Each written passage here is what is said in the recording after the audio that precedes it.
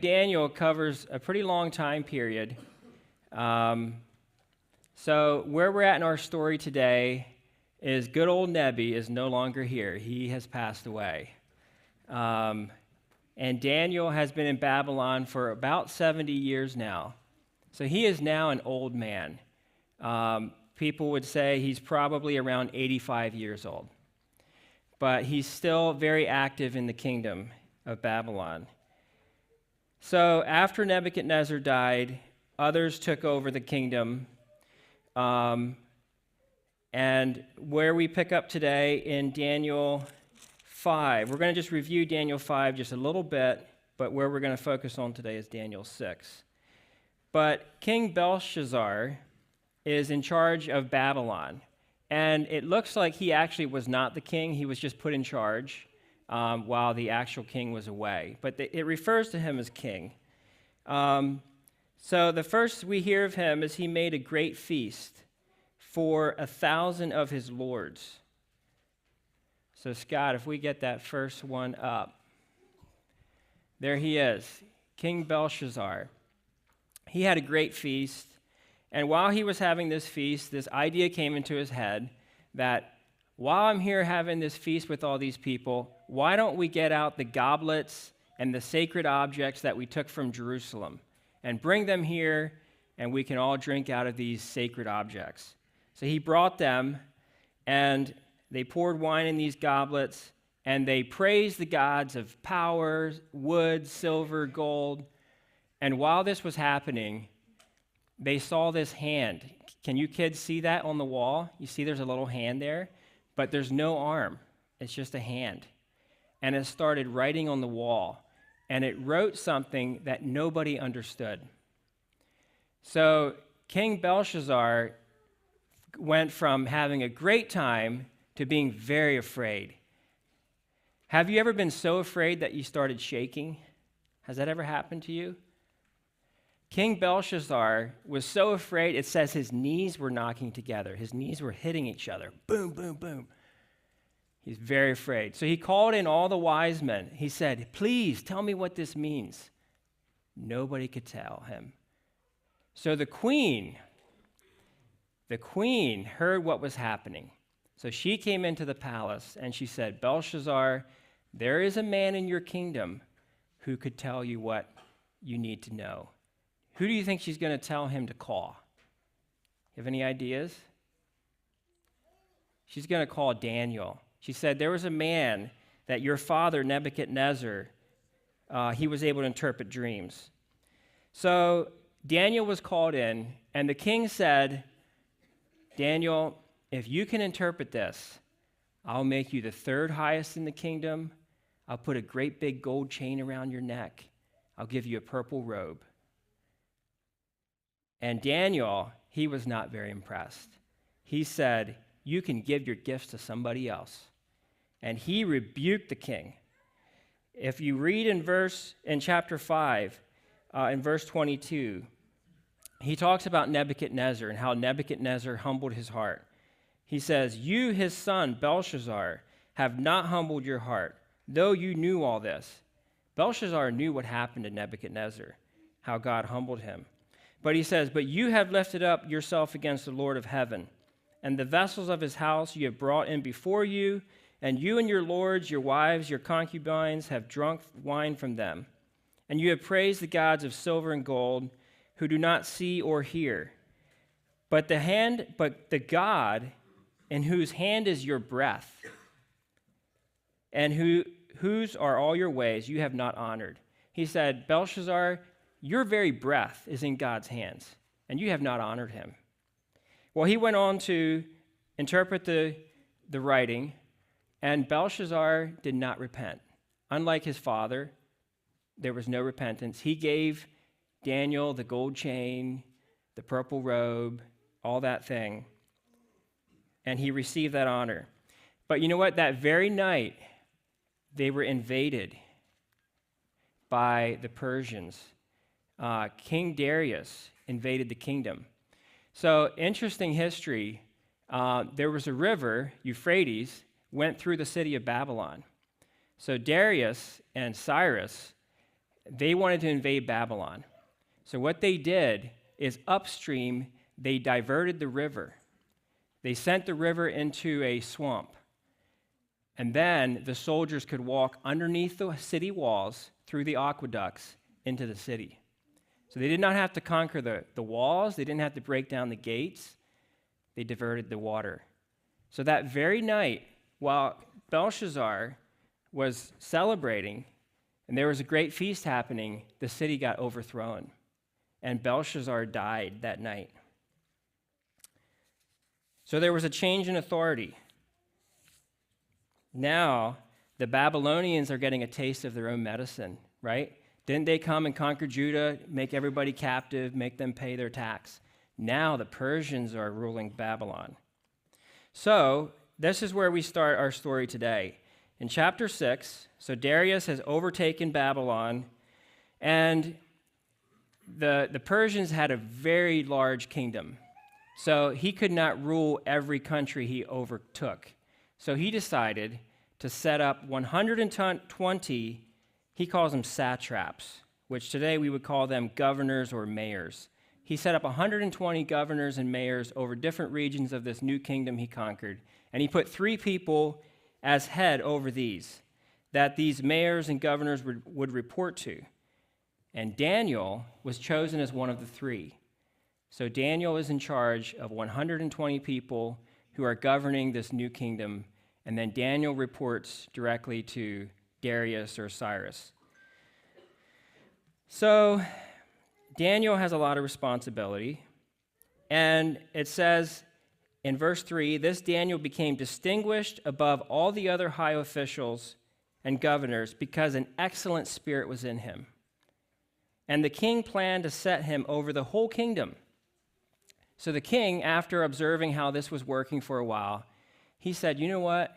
Daniel's the guy that I can trust. Daniel's the guy that has a great attitude. His numbers are always correct. I think I'm going to put him over everything. So the king began to verbalize this, and the other people started to hear this, that, you know what? The king is planning to put Daniel over all of Babylon. Think how far Daniel has come in his 70 years here in Babylon, going from a slave, a nobody, to being the prime minister of Babylon. So this is pretty big stuff. But Daniel's subordinates, these 120 guys, were not happy when they started to hear this news. So they said, what dirt can we find on Daniel? You know, right now we're in a political year, right? Everybody's looking for dirt on the candidate. They said, what can we find on Daniel? So they got their heads together and they were talking. They couldn't find even one speck of dirt on him. Isn't that amazing? Out of everything Daniel had done, there was nothing they could find. So these guys are jealous. These guys are envious of his position. But I don't think that was it. Do you know how in kingdoms like this, governors, mayors, how did they get money? They were siphoning money. They were taking money from the kingdom. They were taxing people, keeping some, unless you were reporting to Daniel. Daniel wouldn't put up with that. Your numbers had to be correct. He wanted to see receipts. There was no shady business happening. So these guys were not able to do what they wanted to do. I think that was probably one of the roots of it. There was no unrighteousness to be found in Daniel. He had a very high moral character, and he said, everyone under me, you're going to follow that line. And they did not like that. How would you like to manage? Many of you here are managers. How would you like to manage 120 guys that don't like you and are actively plotting against you? That would be a very difficult job. And Daniel was old. He didn't need that stress. So these guys come up with a scheme. They said the only way we can find something against Daniel is if we find something that gets between him and his God. So I don't know where they got this idea, but they had this idea that for 30 days, let's say that you can only pray to Darius. Okay, here's a couple of these guys. You see this, kids? Here's a couple of these guys scheming. Do you see Daniel in the background? He's walking to his house. We're going to talk more about where he's going soon. But they're scheming, so they come up with this scheme. They come to the king by agreement, and they said, "O King Darius, live forever. All the high officials of the kingdom, the governors, the counselors, have agreed." Is that true? Did they all agree? I don't think Daniel agreed to this. They all agreed that the king should establish an ordinance and enforce it, that whoever makes a petition to any god or man for 30 days, except you, O king, shall be cast into the den of lions. Now, O king, establish this, sign the document, that it cannot be changed. King said, "Okay, if that's what you guys want, if you insist." So he signed it. So what would you do in this situation? There's many things to consider. Did Daniel catch wind of their scheme ahead of time? I think he knew what they were plotting. Why didn't he complain or report these guys ahead of time if he knew they were troublemakers? Why didn't he go to the king and say, "King, I have a couple guys that I need to fire. These guys are up to no good"? Or if he heard the law was signed, why didn't he go to King Darius right away? Say, "King, I heard the law that was signed. You know I'm a man of God. I pray. What can we do?" Why didn't he go to Darius? And lastly, why wouldn't Daniel just take his faith underground for a month? He's smart enough to see the trap these guys set. He knows exactly what they're up to. He's like, "All right, you guys set this in place. This is all to trap me." So why would you give these guys exactly what they want? That's exactly what they want. They want him to fall into the trap. They can throw him into the den of lions. It says, when Daniel knew that the document was signed, he got the memo. He went to his house. See, kids, you see him walking in the background? It says he went to his house. He went up to his upper chamber, and he had a window that was open towards Jerusalem. He was there for 70 years. He always prayed towards Jerusalem.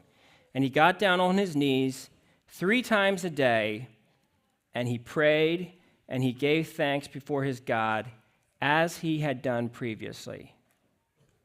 What do you children notice in that picture? What do you see in the background? They're running, right? Where do you think they're going?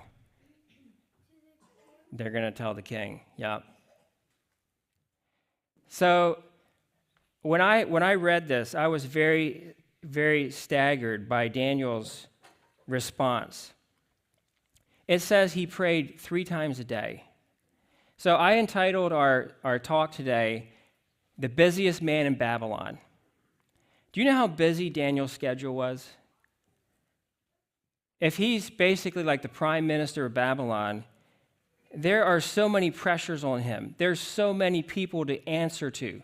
There's so many things that demand his immediate attention. Do you know how many fires Daniel had to put out in a day from all these stuff coming in to his office? But it says 3 times a day, Daniel was on his knees. Here's a picture of Daniel praying to God 3 times a day. So what would it be like if you were a governor or a messenger coming from a different province? You come into the office, Daniel's office, at 11:45, and he'd say, "I'm sorry, I'm headed home. I'll be back at 1." Be like, "Sir, this is very important. Your governor, so-and-so, there's an emergency happening." He says, "I'm sorry, I'll be back at 1." What? Or how about if you're in a very intense meeting? You have these guys going at it. Very difficult thing to figure out. 12 o'clock, Daniel stands up and says, "All right, guys, we're going to take a little break. We'll be back at 1 p.m. That was his commitment. He was I call him the busiest man in Babylon. Who has time to pray with that much pressure on you? That is what really stuck out to me about this story. But Daniel had an unshakable resolve. He would not buckle in cowardice at this pressure, this new pressure. He did not go to Darius. He did not take up his complaint with anybody in the kingdom. He went and he did his thing. He prayed like normal. Whatever happens, happens. I thought of this verse in Psalms. He says, "The secret of the Lord is with those who fear him. He will show them his covenant. My eyes are ever towards the Lord. He shall pluck my feet out of the net."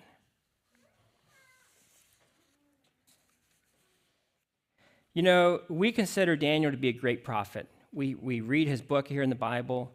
But if you would have went to Babylon and you would have said, "Hey, where's the prophet Daniel? I'd like to meet Prophet Daniel." He'd be like, "Prophet Daniel? I don't know who you're talking about." It was Prime Minister, what did they call him? Belteshazzar, I think they called him. He had a Babylonian name. He was not considered a prophet. He was a career man. He was high up in the kingdom. But he took time to pray. So, these guys go to the king. You see the guys running, right? I skipped ahead. They went to the king. They told him, "King, remember that law you signed?" "Yes." "There's a guy that broke the law." They said, "There's a guy, Daniel. He's one of the exiles of Judah. He prayed, so." And the king was very distressed. It says he worked till sundown trying to figure up a way to get Daniel out of this situation, but he couldn't. So they took Daniel to the den of lions, and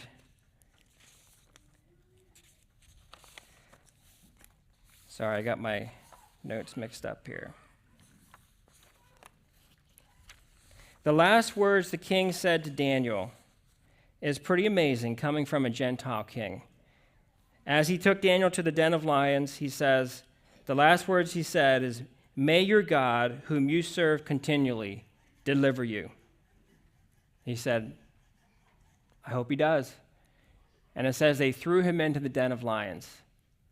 So Daniel's an old man, and these wicked rulers, they did not give any thought to that. Why would you throw an 85-year-old man into a den of lions? So here's a picture. We have a painting of Daniel.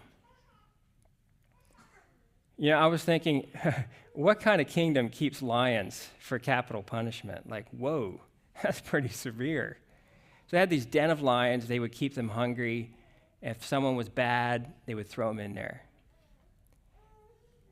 There's Daniel. And it says the king went to his house. The king could not sleep. He didn't eat supper. He didn't play music. He could not sleep. And there was Daniel. Do you think Daniel slept that night? You guys think Daniel slept? I don't think I would have. There's another picture someone drew. Because Daniel says there was an angel that was in there that shut the lion's mouth. I don't know if Daniel saw the angel or not. It probably would have been pretty comforting if he did, but I don't know if he saw the angel. So early the next morning, the king went running to the den of lions, and he started calling before he even got there. He said, "O Daniel, servant of the living God, has your God whom you serve continually been able to deliver you from the mouth of the lions?" This would have been a good chance for Daniel to play a trick on the king, right? Stay really quiet. He didn't. He said, "O king, live forever. My God has sent his angel and shut the lion's mouth. They have not harmed me, because I was found blameless before God and before you." And it says the king was very excited. He was very excited when he saw Daniel. I was trying to find a picture of them bringing Daniel out, but there's no one drew a painting of that. So imagine that news traveling that morning. Daniel's alive. He spent the whole night in the lion's den. They didn't eat him. They pulled him out this morning. I had to think about the guys that put up the plot, set up the plot against him. Do you think it was a good morning for them? Not a good morning. When you find out the person, everything went exactly as they had planned. Everything worked out perfect. The king actually signed the paper. And then Daniel actually prayed. He was dumb enough to pray. They got him in the lion's den. Woohoo! The next morning, he's still here. He's still alive. Uh-oh, we're in trouble now. You know, I had to think of this whole sequence of a plot. You know, the accusations. And Daniel, you don't find any record of him defending himself. There's no record that Daniel went to the king and tried to get his way out of it. Or, how much dirt did Daniel have on these guys? He would have probably had enough to fill a book, to fill the king's ear. But you know what? It reminded me of the words of Paul in the New Testament. He says, "Brothers, do not avenge yourselves. Rather give place to wrath. For it is written, 'Vengeance is mine, and I will repay.'" That's God. God says that. Don't avenge yourself. I will repay. You know, the vengeance and repayment on these guys was very swift. It was very deadly.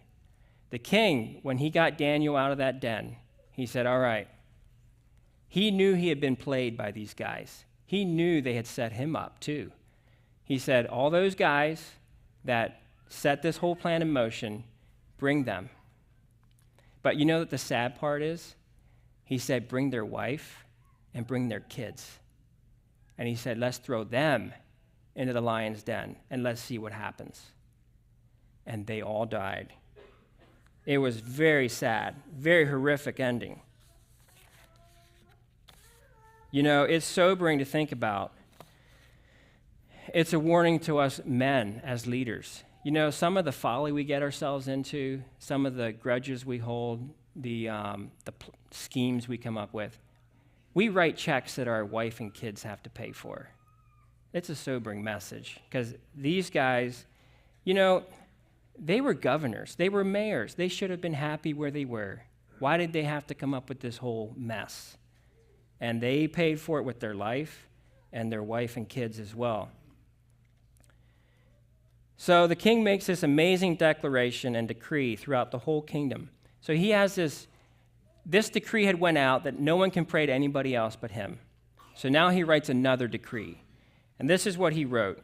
To all the peoples, nations, and languages that dwell on the earth, peace be multiplied to you. I make a decree in all my royal dominion. People are to tremble and fear before the God of Daniel, for he is the living God, enduring forever. His kingdom shall never be destroyed, and his dominion shall be to the end. He delivers and rescues. He works signs and wonders in heaven and on earth. He who has saved Daniel from the power of the lions. So he sent that word out throughout the whole kingdom. The whole kingdom heard this testimony. So God was glorified throughout the whole kingdom. All those around him saw the glory of God. Darius saw the glory of God. You know, this is a historical figure, a Persian king. Imagine what he saw with his very own eyes, that Daniel was saved from the lions. The people of God had their faith increased. Can you imagine how this would increase your faith if you heard this story? Wow, God is still alive. He hasn't forgotten us here in Babylon. And all of this happened because of why? One man who refused to compromise, who refused to buckle under extreme pressure, and who had a close relationship with God. So Daniel did not die. He stayed alive. And Monday morning, he was back in the office. How do you think people looked at him Monday morning when he walked back into the office? There was probably a degree of respect and honor and maybe like almost reverence for Daniel, knowing he had not compromised his values and he was still there. I don't think anybody was plotting behind his back. Do you think anybody wanted to plot behind Daniel's back after that? I don't think so. So let me ask you, how did Daniel get here? Here we see him. He's 85 years old, roughly. He's been in Babylon 70 years. You know, there are 30 years, 40 years, 50 years where we hear nothing from Daniel. They're silent. What was Daniel doing? Daniel was busy serving the king. He was fulfilling his duties in the office. He was working with very difficult people, making tough decisions, firing bad people.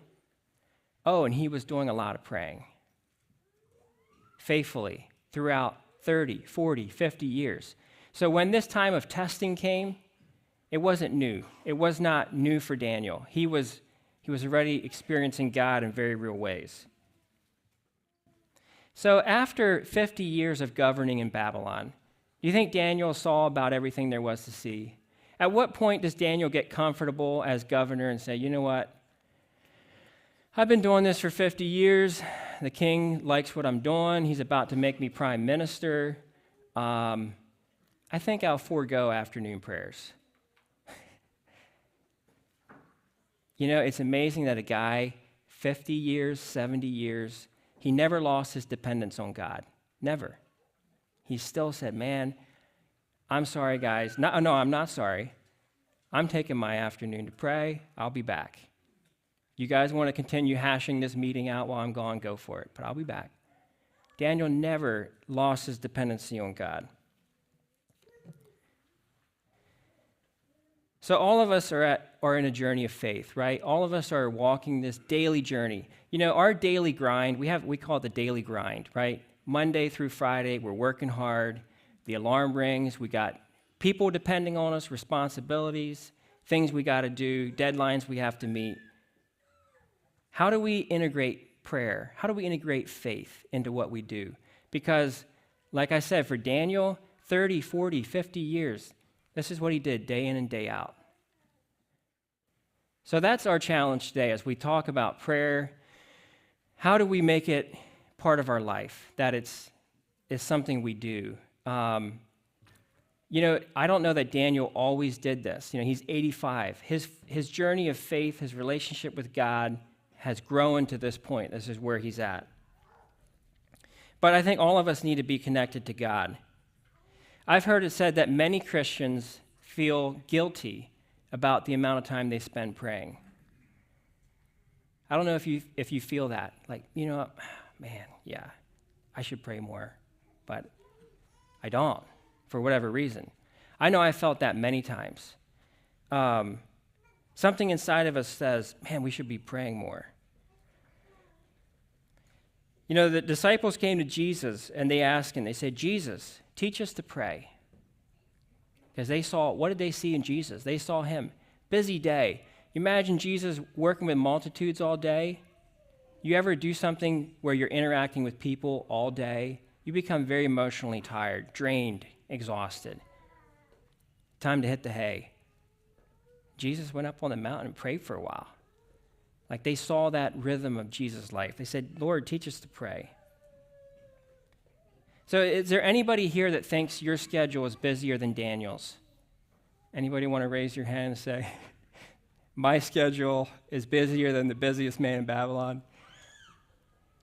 If Daniel made time for it, I think we probably can too. We got to find the space. You know, we're probably not going to get to where Daniel is at 85 tomorrow. Like starting tomorrow, this is what I'm going to do. But we can start small, right? Start small and be consistent.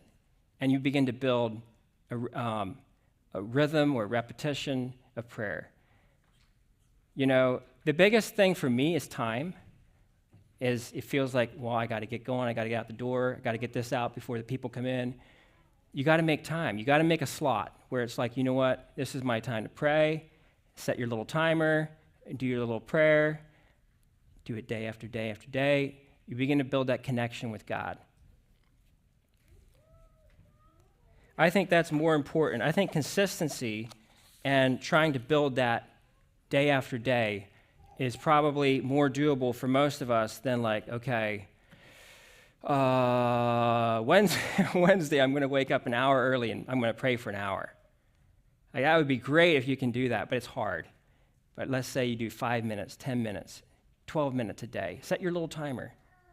Start building a repetition of prayer. Maybe you say, well, I don't have the ministry of prayer. That's for somebody else. Well, there are people that are prayer warriors. We know them. But we all have to have that connection to God. We can't say, well, God doesn't expect prayer from me. I'm not the deacon, or I'm not the cell group leader. That's for that guy. No, we all need to be connected to God. You know, Jesus told Peter, poor Peter, in the garden, he was so tired.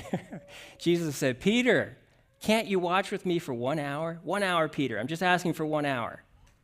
Peter couldn't do it. He'd fall asleep. Jesus told him, watch and pray that you don't enter into temptation. The spirit indeed is willing, but the flesh is weak. How many of us can say that? Our spirit, we say, yes, I want to pray more. The flesh is weak. The flesh, man, it's hard. Your mind goes here, goes there.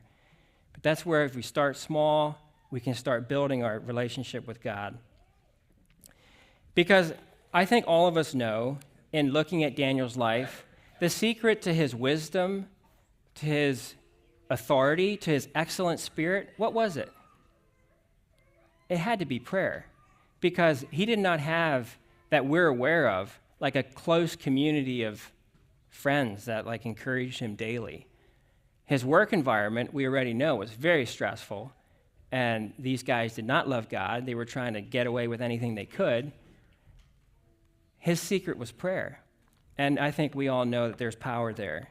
So we're going to spend some time in groups discussing prayer, how we can integrate it into our life. I was very challenged with Daniel because, you know, Daniel, like I said, he was not a minister. He was not a prophet as we would think of that, as they thought of that. He was a businessman, a career man, a very much under pressure individual, but he made time for the Lord. So I'll turn it over to you, James, to break up our groups.